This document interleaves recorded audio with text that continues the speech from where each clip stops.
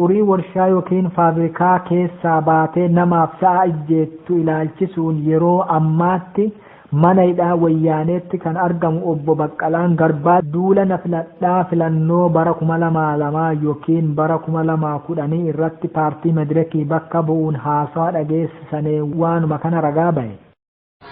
የአምራቹ ጤንነት ነው። ሌላው ደግሞ በቂ ምግብና ውሃ ያስፈልገዋል። በአብዛኛው ይሄ ያልተሟላ ለምሳሌ ውሃ ችግር ሊሆን ይችላል። ነገር ግን የሚፈሱ ውሃዎች ወንዞች ራሳቸው ህይወት የሌላቸው ወንዞች ሞልተዋል በአገራችን። እዚህ ሩቅ ሳንሄድ ምንም ህይወት የሌለው ወንዝ አለ በብክለት የተነሳ ማለት ነው። ያንን ደግሞ ትንሽ ሜትሮች ራቅ ብሎ የሚጠጣ ህዝብ ትንሽ ሜትሮች ራቅ ብሎ inni biraa kan nu yaaddessu dhimma fayyaa uummataa fi nyaanni gahaa fi bishaan dhugaatii qulqulluun isaan barbaachisa. Fakkeenyaaf kun uummata keenyaaf hin guutanne bishaan rakkoo ta'ullee fakkeenyaa lagoonni lubbuu hin qabne kan garuu lafa teenya keessa yaa'anu ilaaluun hin danda'ama. Fagoo adoo hin deemini asuma faalamuu irraa kan ka'e laga lubbuu hin qabnetti jira. Laga xuraa warshaa keessaa bahuun lubbuu dhabee garuu adoo lubbuu dhabeeruu kan yaa'u jira. Bishaan lagaa kana ammoo yoo diqqoo gadi sinnu uummannii fi horiin bisaanuma lagaa xurii warshaatiin faalame kana dhugani. Isaalleen barlammii biyya kanaati. Dhimmi kunillee nu yaaddessuu qaba. Jarri kun waan namaaf horiirra miidhaa geessisaa kana maaliif namaaf horiirraa hin qabne? Warri warshaa yookiin faabrikaa dhaaban irraa bu'aa argachaa jiranu garuu fayyaa namaaf horii kennaatiif maaliif hin yaanne? Mootummaanillee maaliif kana hin gaafanne jedhee ture obbo Baqqalaan Garbaa. Garuu asirratti gocha kana kan goosisaa jiru mootummaa wayyaaneeti jedha akka kiyyattu. Kanaafuu mootummaa ifii goosisaa akkamiin gaafata kan beekaa rafee waamanullee hin dammaqu akkuma jedhamu san mootummaa waan kana quba qaba. Yaada obbo Baqqalaa hunduma fudhadhee garuu isa mootummaan kana maaliif hin gaafanne jedhu hin fudhadhu. Maaliif jennaan higa ammaa nami kenna mootummaa isa nyaatu malee mootummaa isa nyaachisu dhaggatee hin beeku. Mootummaan nama nyaatuu beeku malee mootummaan nama nyaachisuu hin beekne akkamiin nu gaafata kan. Mootummaa nama ijjeesu malee mootummaa nama jiraachisu nami kenna yoom dhaggatee beekaa? Sa'a abbaan gaafa cassee ormi ila balleessa jedhamammaas. Ijoollee warraa raafuu nyaattee rafuuf utaaltii. Ijoollee ormaa ammoo dhadhaa nyaattee galuuf utaaltii jedhamammaas. Kanaafuu mootummaan habashootaa kulleen boru nurraa gala. Kanaaf nu saama jira. Kanaaf nuuf hin quuqamne. Adoo nurraan galle teete adoon waliin jiraatu teete nu hin fixu fayyaa teennallee yaada. Nama waliin jiraatanu waan nama ajjeesaa waan nama fixaa namatti gad hin dhiisanu.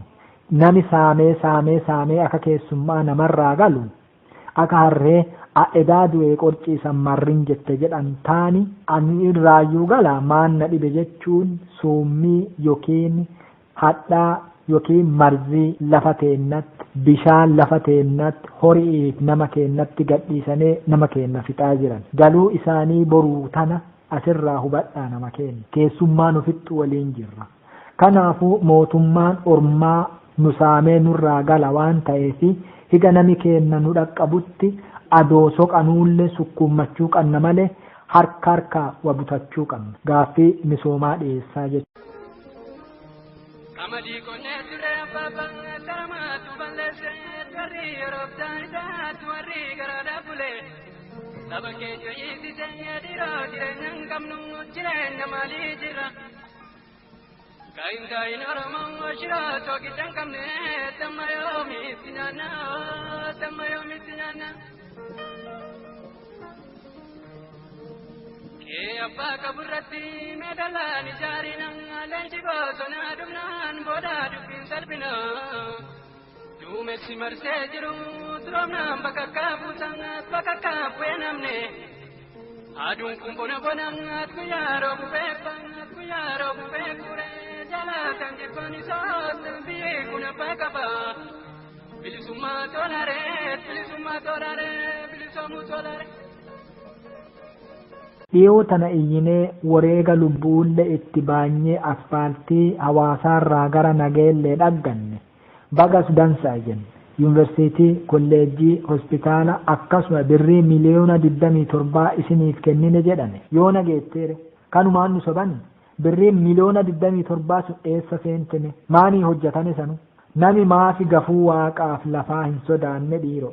Qabeenya keenya isiif akka har'oo qeeffatanee eelfataa nuuf akka copha fixeensaatti nuuf ameessanii mee yoo diqqaate maafi kurreef kokkobbeenuu nuuf hin kennin.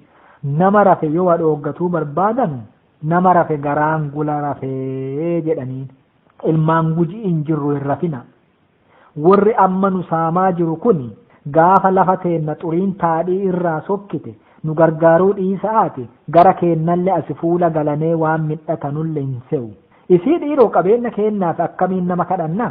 Nuti ijoollee afaa hin beekne akka ijoollee warri wabee kan irraa dhumanee karra warra sanii akka ilmaan isaaniitiin guddisanuuf hadaraa namoota biraatti kennanee karra warra ijoollee san warri hadaraa itti kennan sun akka fedhe kaan irraa nyaatee waan funnichi isaanii fedhu akka ijoollee haadhaa fi abbaa hin qabneef kennan kaanti nuti gayomeetti karra kennaaf ormatti boonnaa yoon guddannee duraaf duuba beenna nuti hin jirru duuneer.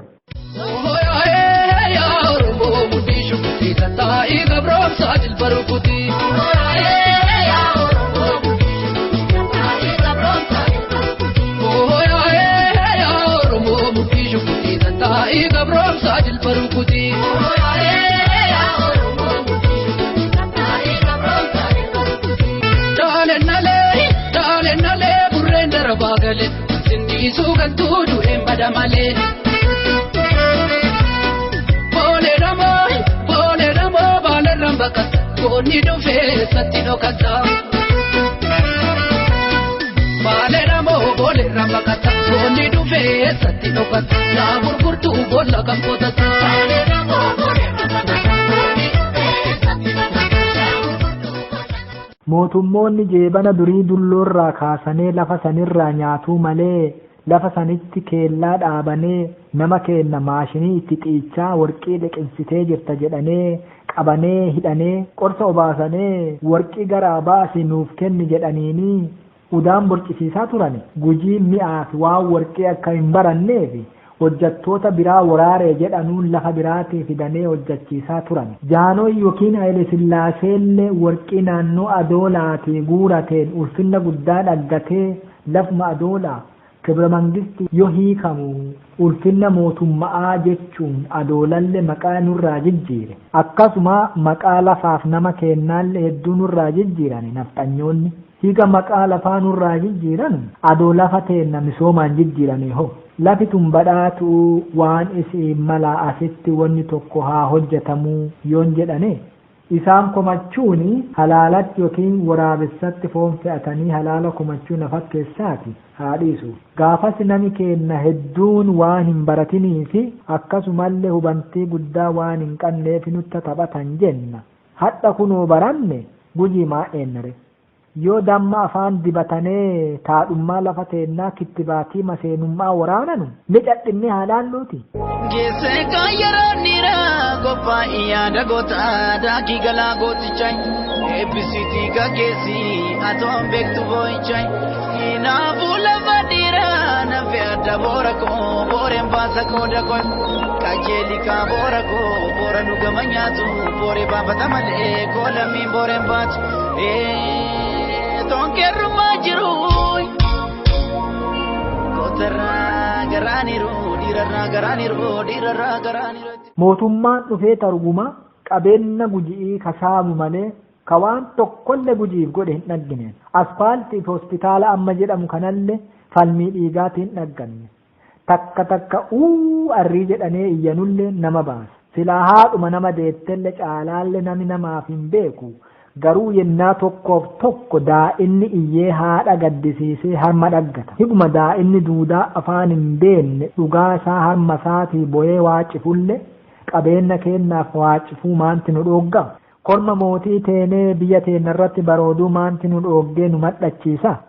Korma dhugaan boorratu biyyee ilambuutu jedhamuti mammaassi kennu. Aarii waan dubbadheefillee ilaaf arrabarrallee na hambura. qophicha qopheessee kadhiyees Andaaniil Gabramadin Areerii yookiin Andaaniil Bariisoo Areeriiti. Horaa bula.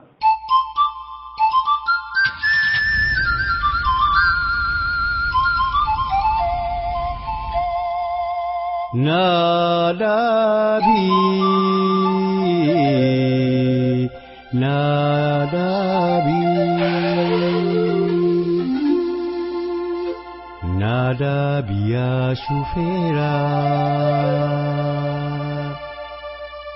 mato bili fatura